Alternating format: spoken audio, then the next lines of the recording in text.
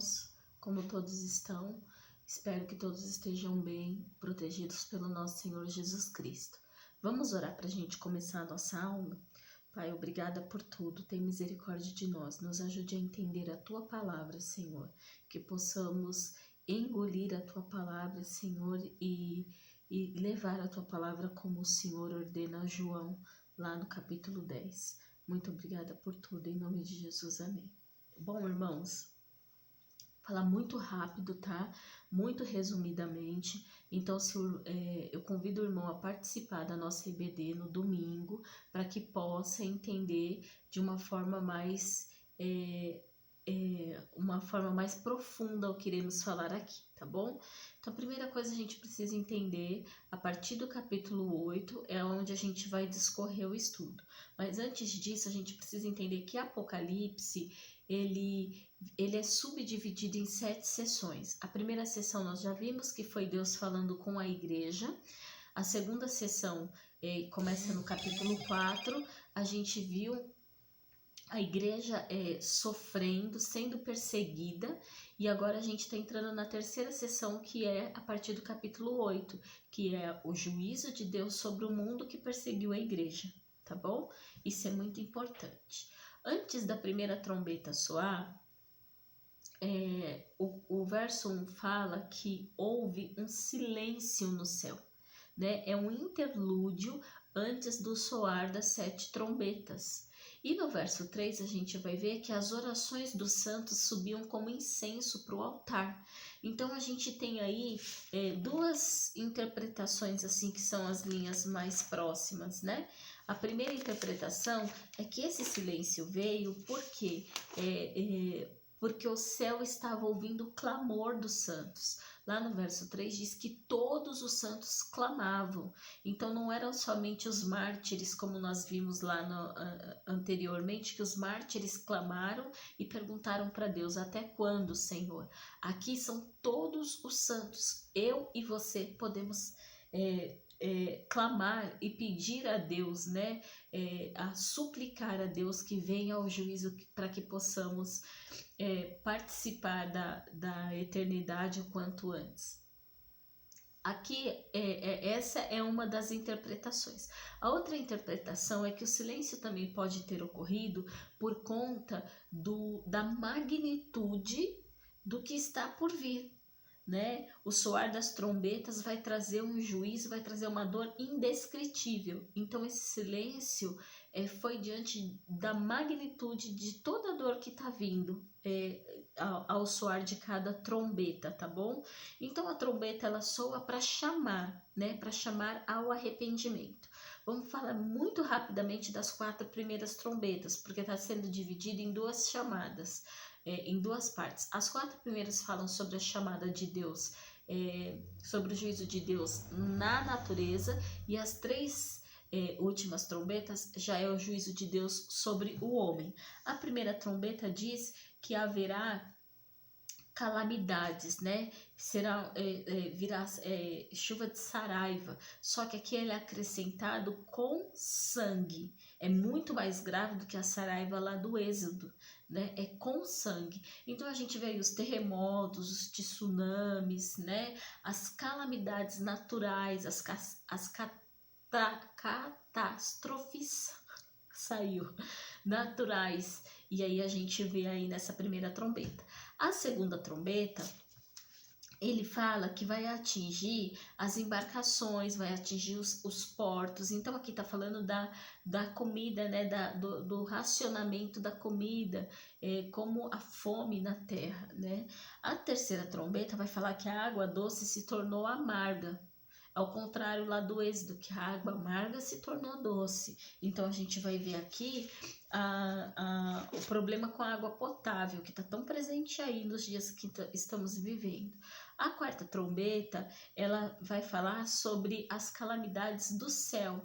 Então tudo que acontece lá na órbita tem uma interferência direta aqui na Terra, né? O que tem atrapalhado as questões aqui da Terra por conta de de problemas que estão ocorrendo além da Terra, né? Nos astros lá fora. Só que essa quarta trombeta, ela vem dizendo assim, que uma ave de rapina, ela vem anunciando 3 ais. Ai, ai, ai, né? No superlativo.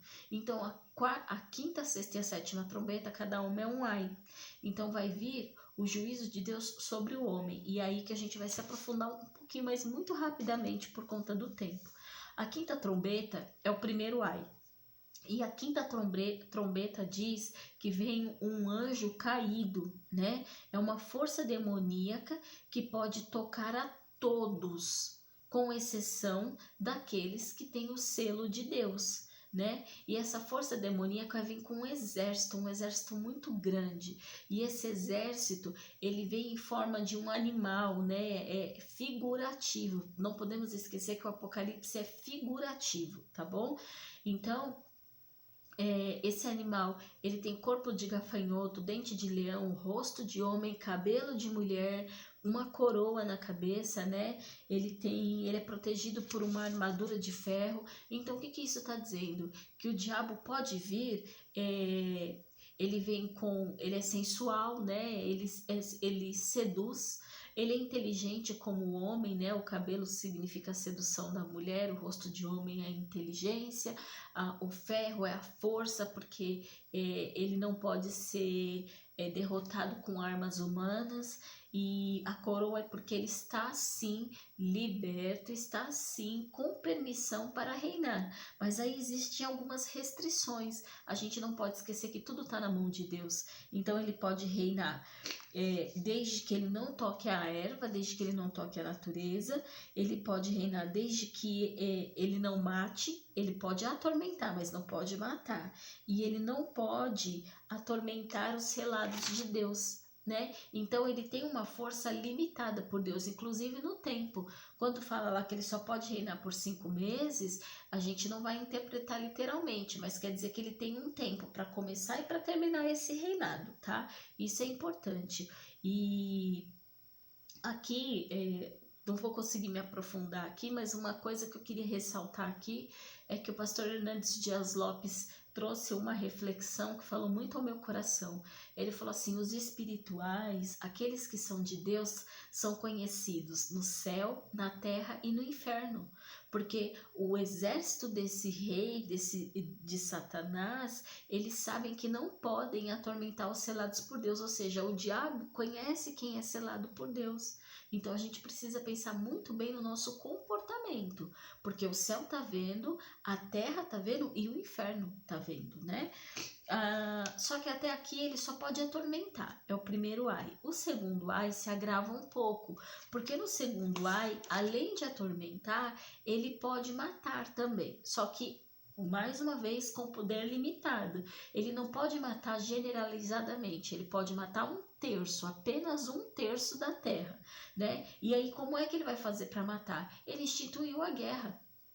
A gente já tá no segundo ai, né? Ó, atenção, porque ele trouxe a Primeira Guerra Mundial, Segunda Guerra Mundial, o Holocausto, as guerras religiosas, né, perseguições. A gente vê o que está acontecendo no Oriente Médio, né, na Coreia, a gente vê assim um domínio muito grande sobre o povo. Então, ele instituiu a guerra e a morte. É a forma que ele encontrou de matar. É importante, irmãos, a gente também ressaltar aqui que ele tem o poder de atormentar, mas ele não tem o poder de decidir, tá bom? Ele não tem o poder de decidir, o poder de decisão é do homem. Então ele atormenta e o homem decide se ele vai ceder a esse tormento ou não. O homem que está distante de Deus, que não está selado por Deus, ele fica tão aflito que ele não encontra paz. E lá na quinta trombeta fala que ele vai procurar a morte, vai tentar a morte e não vai morrer.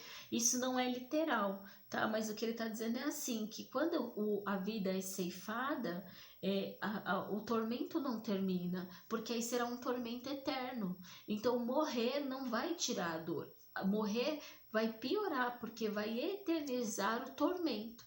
A não ser que essa pessoa se arrependa, porque aqui a quinta e a sexta trombeta, elas são elas vêm com a liderança do juízo, mas vêm em paralelo com a graça, né? Ele pode atormentar, mas existe a graça para se arrepender. Ele pode matar, mas existe a graça para se arrepender. Mas aí, quando a gente for ver a sétima trombeta, não haverá mais essa possibilidade. Aí, entre a sexta e a sétima trombeta, existe um prelúdio novamente para anunciar a sétima trombeta. E João tem uma visão que ele vê um anjo, e esse anjo que João vê, ele vem vestido de força, né? Um anjo forte, é um anjo especial. E esse anjo ele é cercado de nuvem, ele tem arco-íris, ele tem o rosto como o sol. Então aqui ele está representando o pacto de Deus com o homem na forma do arco-íris, né? E esse anjo, ele tem um livrinho aberto. Esse livrinho não é aquele livro que a gente vê lá no capítulo 4, que o ser que está no trono, que é o próprio Deus, ele carrega um livro. Esse livrinho é uma parte desse livro, né? E aí existem algumas interpretações aqui, mas a interpretação que a gente mais se aproxima é que esse livrinho seja a Bíblia, a palavra de Deus, porque João vai receber a ordem de pegar esse livrinho e comer, né? E depois anunciar. Então a gente tem que, aqui a ordem é a igreja precisa digerir a palavra de Deus, a igreja precisa comer e ruminar a palavra de Deus. E fala assim que ele é doce no paladar e amargo no estômago, porque a mesma palavra que traz graça é a palavra que traz dor, né? Porque aquele que aceita, ele vai ser doce, mas aquele que rejeita será amargo. Então a igreja precisa anunciar, mas para a igreja anunciar, ela precisa primeiramente conhecer profundamente a palavra de Deus, né? Nós precisamos ler a Bíblia, nós precisamos entender qual é a vontade de Deus para a igreja, para a minha vida, tá? Para eu poder anunciar a palavra. E aqui o capítulo 10 diz que foram soltos 4 anjos, né? Do rio Eufrates. Esses anjos, eles não são anjos que servem, são anjos caídos, e eles vêm como um exército, como uma cavalaria, e eles vêm para arrasar, né? Eles vêm para destruir, para perseguir a igreja de uma forma muito veemente, né? De uma forma muito firme. E aí esse anjo forte que tá com o livrinho na mão, ele bradou como voz de leão, né? Quando o leão fala, os outros animais se calam. Então aqui tá anunciando a 7ª trombeta. Vai começar a 7ª trombeta, porque quando o leão bramir, quando o leão rugir, não haverá mais chance de graça, não haverá mais chance de arrependimento, né? Todos irão se calar. É importante a gente entender isso, né? E com a mão direita ele levanta o livrinho e jura, não haverá demora. Então aqui, irmãos, nesse capítulo 10, depois da 6ª trombeta, esse interlúdio está dizendo assim, chegou a hora.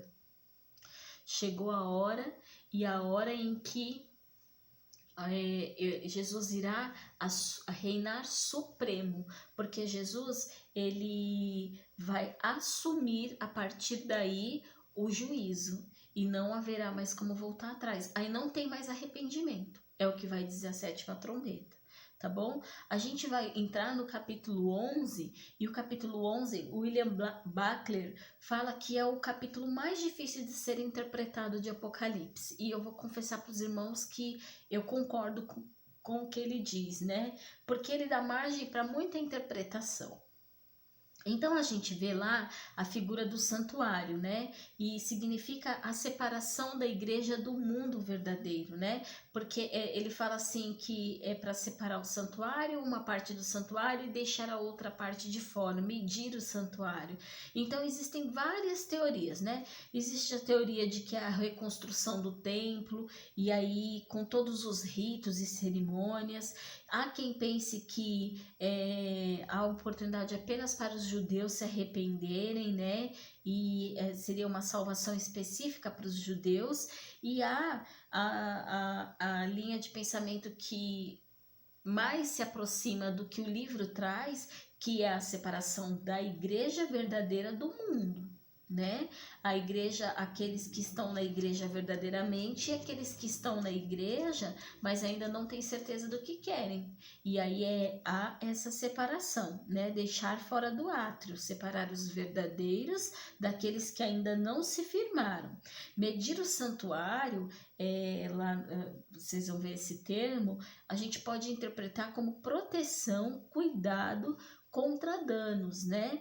É a igreja sendo selada e protegida. Aí a gente vai ver que fala lá do tempo dos 42 meses, dos 1260 dias, né? E aqui a gente também não pode interpretar literalmente. É um tempo, é um período, né? Que vai acontecer o sofrimento. E a gente vê a imagem de duas testemunhas, que também tem pano para interpretação. Essas duas testemunhas, há quem pense que seja Enoque e Elias, que não passaram pela morte. Há quem pense que seja Moisés e Elias, porque os feitos das testemunhas são muito parecidos com os feitos dele. E há quem pense que também é o que mais se aproxima da ideia geral do livro, que as testemunhas é a igreja, né? É o Antigo e o Novo Testamento representando a igreja do Senhor, né? A igreja testemunhando, porque lá na frente a gente vai ver que essas testemunhas, elas morrem por 3 dias e meio e depois ressuscitam. Ou seja, aqui nesse capítulo é a primeira vez que a gente vai ver a menção da besta. Vai falar que vai se levantar a besta. A gente já tem o espírito da besta rondando por aí, né? Só que ela vai encarnar, que é a primeira vez que fala que a besta vai encarnar no homem e ela vai perseguir. E aqui a igreja vai sofrer, aqui a igreja vai morrer, né? A igreja vai ser martirizada mais uma vez. Só que aquele que morrer pela mão da besta, em nome de Deus, na verdade vai vencer a besta com a morte, né? Aparentemente a besta acha que venceu e ele vai haver festa, troca de presentes. Só que depois de 3 dias e meio, essas testemunhas irão ressuscitar, né? A gente acredita que seja a igreja. E aí a besta será vencida por isso. E aqui nesse período não haverá mais tempo de arrependimento, né?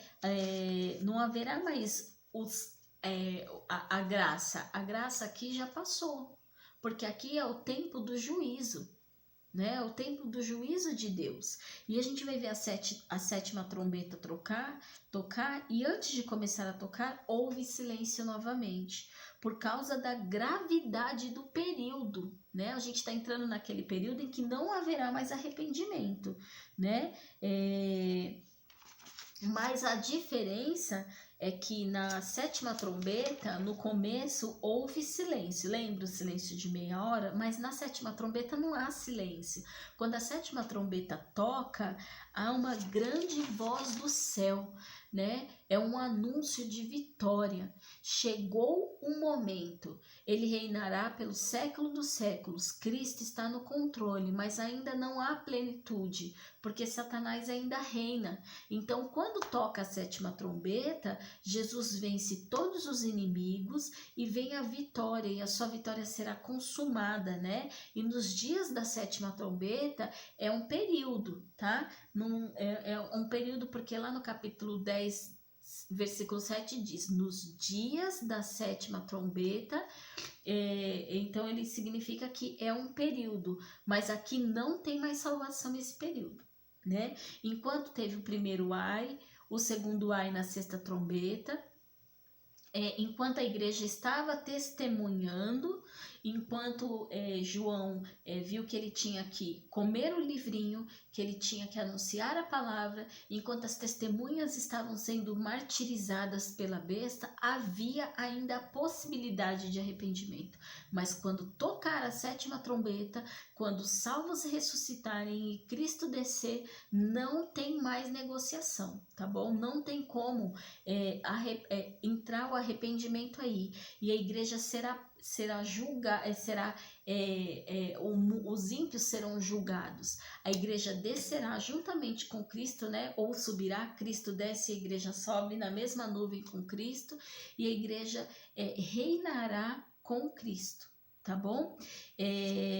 Aqui a gente precisa só fazer antes de encerrar, irmãos, é importante a gente ressaltar uma coisa: os ímpios não serão aniquilados. Isso é heresia, porque se os ímpios forem aniquilados quando Jesus voltar, não haverá o juízo eterno para eles. E a Bíblia diz que a consequência daqueles que não forem selados por Deus, aqueles que não se arrependerem, sofrerão o juízo eterno, assim como aqueles que se converterem, viverão a salvação eterna. Então não haverá aniquilamento, e sim haverá o juízo e o sofrimento eterno, juntamente com o rei, que é aquela estrela caída, né? Que é Satanás.